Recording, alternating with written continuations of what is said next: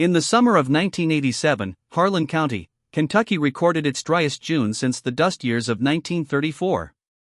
The creeks pulled back from their banks like old men retreating from an argument they knew they couldn't win. The corn came up pale and thin, reaching for rain that never came. 43% of the county's small farms filed for some form of emergency assistance that year. 17 of them never planted again. Nobody wrote much about those 17. Nobody put their names in the paper or said a word at the county fair. They just quietly disappeared, the way things do in the country. One season they were there, the next their fields were grown over with thistle and broom sedge, and the only proof they'd ever worked that ground was the rusted outline of an old fence post where a gate used to hang. But there was one farm, 11 miles east of the town of Bledsoe on a gravel road that turned to mud every spring, where an old man named Earl Pickett did not disappear. He was 71 years old that summer. His wife, Doris, had passed 4 winters before, and the house still smelled like her cedar and dried lavender and something warm underneath that Earl could never name but could feel the moment he walked through the back door after a long day. He had one son, Thomas, who lived in Cincinnati and called on Sundays and always managed to work the phrase "you should think about selling" into the conversation before he hung up. He had 312 acres of bottomland and hill ground, a 1964 Oliver tractor that he kept running through what could only be described as a religious devotion to mechanical patience, and about $40 in the checking account at First National. He had, as the county agent Dennis Cray put it one afternoon at the feed store in a voice not quite quiet enough, more stubbornness than sense and more past than future. Earl heard it. He didn't say anything. He bought his twine and his bag of bone meal and drove home. That was the kind of man Earl Pickett was. He absorbed things slowly, the way dry ground absorbs the first rain of a storm, carefully, without waste, taking everything in before it could run off and disappear. He had been watching that land since he was 4 years old, and his own father, a man named Grover Pickett with hands like 2 catcher's mitts, had sat him on the fender of a farmwheel and told him to watch how the field breathed in the evening. That the ground was alive. That farming wasn't something you did to land, it was something you did with it. Earl had never forgotten that. Even now, in the worst drought in 50 years, he walked his fields every morning before the heat came up, wearing the same canvas coat he'd worn for 30 years, the same rubber boots that had been resoled twice, carrying nothing but his eyes and his hands and whatever it was that lived in the quiet space between knowing something and being able to say it. He would kneel down in the corn rows and take up a fistful of earth and hold it in his palm and close his fist slowly, feeling for moisture, feeling for texture, the way another man might read a letter. He would bring it to his nose sometimes, and breathe in, and stay still for a moment with his eyes closed, and then he would set it back down the way you set a sleeping child back into its bed. His neighbor to the north was a man named Gary's corn, that dry June, was already showing the yellow edge of stress. Not because he wasn't doing the right things, but because he was doing the right things for someone else's land, on someone else's schedule, following someone else's instructions printed on a bag. Earl's corn was shorter. It was not the impressive green wall of Gary's field. But it was dark. The leaves were rolled tight against the heat, conserving, waiting. Earl had planted a week later than everyone else, when the soil temperature at 4 inches was exactly what he wanted. He had not planted the new hybrids.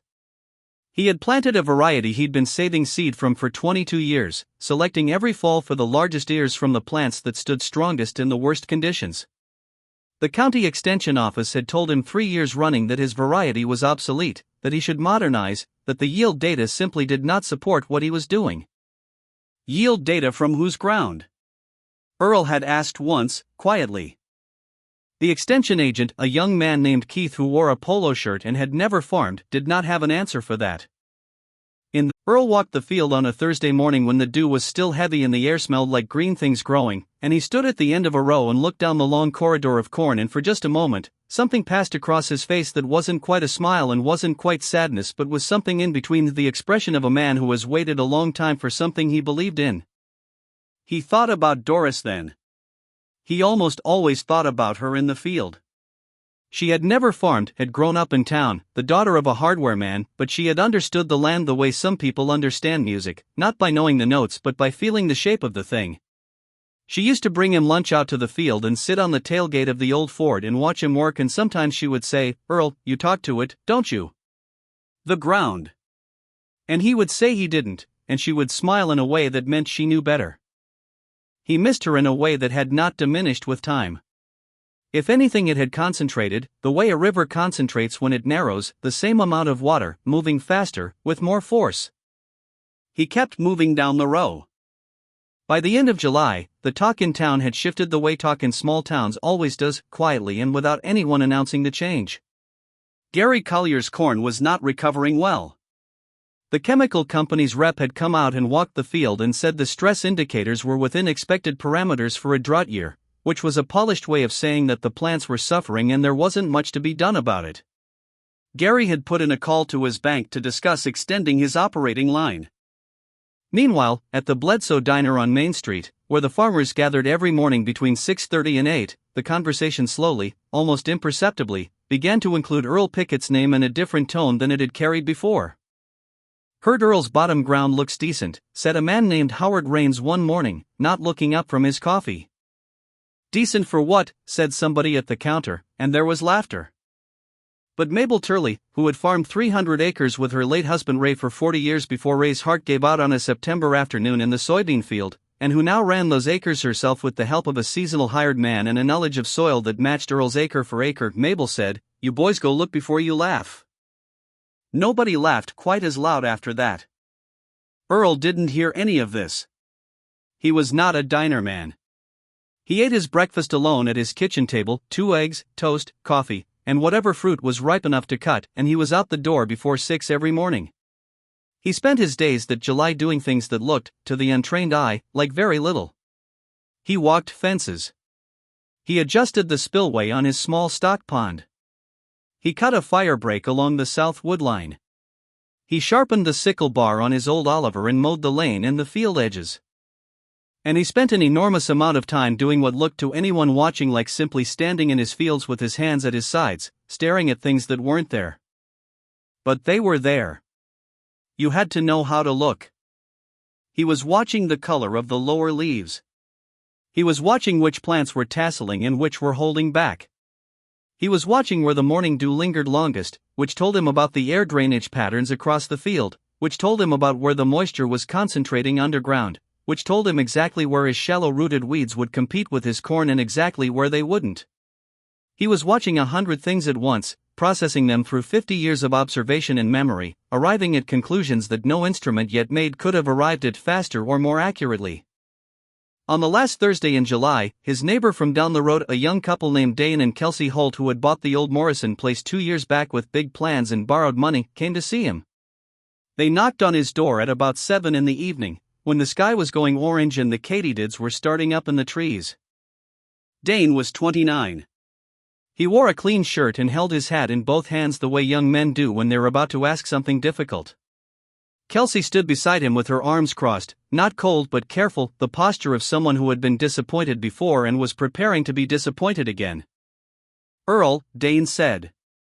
"I heard your corn is doing all right." "It's doing," Earl said. "Mine isn't." He stopped. Swallowed.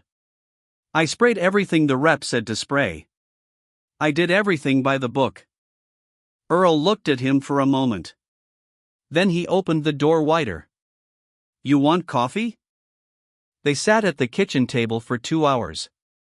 Earl didn't lecture. He didn't perform. He asked Dane questions about his soil, his drainage, his planting depth, how he prepped his seedbed, where the water stood in the spring.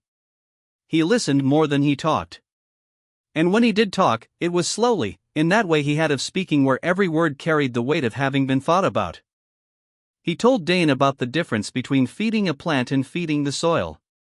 He told him about the organisms in healthy ground, the fungi and bacteria and earthworms, the whole invisible city of life that makes fertility possible, and how chemical programs, used without restraint, could feed a crop for 1 season while slowly starving the land for the next 10. He talked about compaction, about tillage timing, about the way a field's history, what had grown there, what had been done to it, who had farmed it, and how was written in the subsoil for anyone who cared to read it. Dane listened with the total attention of a man who was watching his livelihood dissolve and has just heard someone suggest there might be another way. Kelsey said very little, but she watched Earl carefully, the way smart people watch someone who knows something they need to know. At some point she got up quietly and refilled all 3 coffee cups without being asked, and Earl noticed that and appreciated it. When they left, it was past 9 and full dark. Earl stood on the porch and watched their taillights disappear down the gravel road and then stood there a while longer, listening to the nighthawks and the frogs from the pond, and thought about his father sitting him on that fender in the dusk, talking about how the ground breathes. He thought, this is why you tell people things. Not to show what you know, but because the land needs more people who know it. August came hard and hot. The radio weather out of Harlan said no significant precipitation expected through the month. The creek that ran along Earl's south boundary dropped to a slow, dark trickle. The grass in the pastures went the color of old straw. The catalpa trees along the lane dropped their big leaves early, a decision they made the way old things make decisions, without drama, simply letting go of what they couldn't sustain. Earl's corn entered August tasseled and pollinating. The ears were not the size of Gary Collier's ears in a good year. They were smaller, tighter, with thicker husks. But they were filled. The kernels were setting in the dry heat while Gary's ears, 2 fields over, were showing gaps where the pollen had failed in the worst of the heat. There is a moment in every growing season, farmers know it, though they rarely name it, when Earl reached that moment in the first week of August. He knew it the way he knew most things, quietly, without fanfare, just a kind of internal settling, like a level coming to rest. He walked his field that morning and looked at the ears and felt the silk and counted, roughly, and he went back inside and ate his lunch and sat at the table for a moment with his hands flat on the oilcloth and said, out loud, to no one, or perhaps to Doris, all right then. He had debts. The property tax was 4 months behind. He owed the co-op for the bone meal and the twine in the small bag of potassium sulfate he'd used in the spring. He owed his insurance company for a policy that, if he let it lapse, would leave him without coverage on the farmstead. The First National had sent 2 letters in July, polite and professional and merciless in the way that bank letters are, suggesting he come in to discuss his situation. He had called Thomas in Cincinnati and told him things were lean, and Thomas had said, again, Dad, you should think about. Don't, Earl said. You're 71 years old. Thomas. Don't. There was a pause on the line that contained, on Thomas's end, frustration and worry in love in roughly equal measure, and on Earl's end, something slower and deeper, some bedrock of decision that had been there so long it was part of the geography. I'll call you Sunday, Thomas said, finally. You always do, Earl said. The First National letter was sitting on the kitchen counter, still in its envelope, when Dennis Cray, the county agent who had made the comment at the feed store, knocked on Earl's door one hot afternoon in late August. Dennis had driven out himself, which was unusual. He came alone, left his truck running, and stood on the porch looking slightly uncomfortable, the way people look when they've said something they've thought better of since. Earl, he said. I wanted to come look at your corn.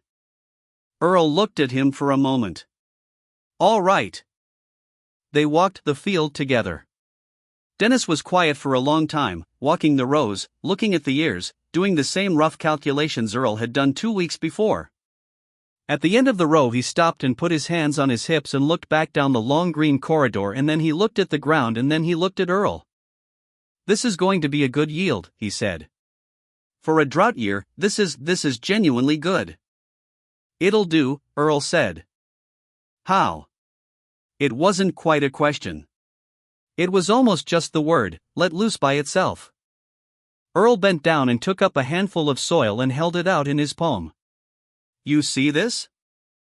Dennis looked at the dark earth, the way it held together in a loose but coherent structure, rich with what looked, even to an untrained eye, like life. The drainage, Earl said. The depth I'm tilling to. What I'm feeding. How I'm timing everything. He paused. It took 20 years to get this ground to where it is right now. That's what you're looking at. 20 years of doing things a certain way and not getting talked out of it. Dennis Cray nodded slowly. He was a decent man, even if he was sometimes wrong, and decent men can hear things that diminish them and remain decent. I might have been too quick, he said. What I said. At the feed store. You said what made sense from where you were standing, Earl said. He let the soil fall back gently. Most people do. Harvest came the 3rd week of September. The Oliver fired up on the first try, The first morning of harvest he stood beside the Oliver at the edge of the field, and the sun was just coming through the tree-line to the east, orange and low, and the dew was heavy, and the air was cool enough that he could see his breath. The corn stood before him in long rows, dry now and rustling with a dry sound that is one of the most satisfying sounds in the whole catalog of sounds a farmer gets to hear, the sound of something ready. He climbed up and drove the first row, and the corn came into the machine and the ears separated from the stalks with the thump and crack of it, the whole ancient mechanical poem of it, and the grain poured into the gravity wagon, and the smell of dry corn dust rose around him, warm and thick in particular, the smell that is for farmers what baking bread is for other people, the smell of things working out. He worked 6 days straight. 12-hour days, more or less, with the short breaks that 60 years of physical labor had taught him were not optional. He ate sandwiches in the cab. He drank water from a jug he filled each morning. He stopped at dark, drove the Oliver back to the shed, and went inside and washed and ate something hot and sat in the chair by the window where Doris used to read, and sometimes he slept there without meaning to, and woke up stiff but content, the way a man is content when he has done a full day of the right kind of work. On the fourth day, Dane Holt showed up in his truck and climbed down and said, "I'd like to help, if you'll have me." Earl looked at him. "You got your own harvest to get to." "Mine's going to take 2 days, Dane said. "You showed me some things this summer. I figure I can spare a few days." Earl thought about it for a moment and then nodded. Dane brought Kelsey on the 5th day, and she drove the grain wagon without being asked how and without asking where anything was, just figured it out and did it, and Earl watched her from the cab of the Oliver and thought, good people, these two. The kind of people the land needs. On the 6th day they finished, and Earl stood at the end of the last row while Dane and Kelsey sat on the tailgate of their truck, and he looked back at the field, at the cut rows, the yellow stubble bright in the afternoon sun, the clean geometry of it, the field that had been a field before he was born and would be a field after he was gone. He had yielded, in a drought year, on ground the county had written off behind its hand, 142 bushels per acre. Gary Collier, with his new equipment and his chemical contracts and his GPS, had yielded 97. The numbers spread through the county the way numbers do in farming communities, not through any announcement, but through the web of conversation at the co-op and the diner and the elevator, where the weights were public and the yields were known, and where a 71-year-old man named Earl Pickett had done something that caused people to go quiet for a moment and then talk. He drove to First National on a Tuesday in October. The leaves were turning along the highway, the maples burning orange and red against the pale sky, and he drove slowly the way he always did, looking at the fields on both sides of the road, reading them out of habit, the way some people read road signs. He went inside and asked for the manager, a woman named Patricia Dowd who was in her mid-40s and had grown up in Bledsoe and knew every farm family in the county. Patricia shook his hand and took him into her office and closed the door, and they sat down across from each other. Earl put the grain settlement on the desk. It was not a huge sum. Farming doesn't produce huge sums. But it was enough to cover the back taxes and the co-op bill and the insurance and the bank's concern, and leave something, not a lot, but something, for operating next year. Patricia looked at it for a moment. Then she looked at him. "Earl," she said. "I know what you weren't sure of," he said, not unkindly. "I wasn't entirely sure myself." She smiled a little. "Is there anything you need from us?" He thought about it. "A line of credit for next spring's inputs." "Small one. Same as before." He paused. "I'd like to put in some winter rye this fall. Cover crop. It'll do the ground good and it won't cost much." Patricia looked at his file. She looked at the settlement. She looked at the man across from her, the canvas coat, the careful hands, the stillness of him, the absolute and unmistakable quality of someone who knows exactly what they are doing. "Done," she said. November came and the fields turned gray and the trees went bare and the sky over Harlan County went to the flat, pewter color it keeps from November through March. Earl drilled his winter rye. He stood at the field edge on a Sunday afternoon and watched it, the rye moving in the cold wind, and he thought about his father, and he thought about Doris, and he thought about the invisible city of life beneath his feet, working through the winter in the dark, processing and building and preparing. Thomas called that evening, the regular Sunday call. "How are you, Dad?" "Good," Earl said. "Real good." "The harvest worked out?" "It worked out." There was a pause. Thomas was a good man, despite the Sundays, despite the selling. He had just grown up in a world that had taught him that old things lose their value. Nobody had told him that some old things are the most valuable things there are. "I'm glad," Thomas said, and his voice meant it. "Come down sometime," Earl said. "In the spring. I want to show you something." "What?" "The rye coming up. The way the ground looks in April when it's been taken care of." He paused. "It's something to see." Another pause. Longer. "Okay, Dad." "Okay." He hung up and sat in the quiet kitchen for a while. The refrigerator hummed. The furnace ticked. Outside, the wind moved through the bare trees with a long, low sound.